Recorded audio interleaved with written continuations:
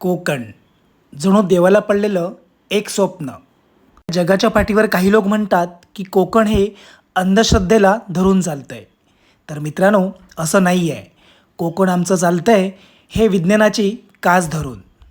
स्वच्छ समुद्रकिनारे, त्यातून केलेली मासेमारी, उकड्या तांदळाची पेच, माशाचं कालवण आणि तव्यावरती भाजलेलो मासो, फणस, आंबे, खेकडे, तव्यावरचे चरचरीत घावणे आणि धोंडास हे आमचा खाद्य.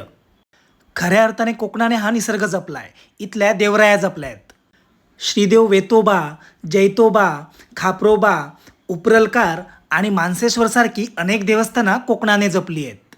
ह्या कोकणाने वारुळासोबत मातीतले देवही पूजलेत आणि त्यांना वेळेनुसार निसर्गामध्ये विलीनही केलंय. हा कोकण करतोय गोठ्यांची पूजा, धान्याची पूजा, त्यासोबतच गाई गुरांचीही पूजा हा कोकण करतोय. ह्या कोकणाने स्वच्छ सुंदर अशी मंदिरंही जपली आहे आणि त्यासोबतच या ठिकाणची लोककला सुद्धा जपली आहे. ह्या कोकणाने जपली आहे आपल्या घरातील सुंदर अशी आजी, तिने काढलेले घावणे आणि जपली आहेत सुंदर अशी नाती.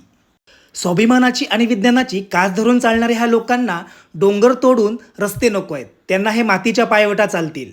जंगल तोडून पूल नकोत, आम्हाला हे लाकडी साकव सुद्धा चालतील.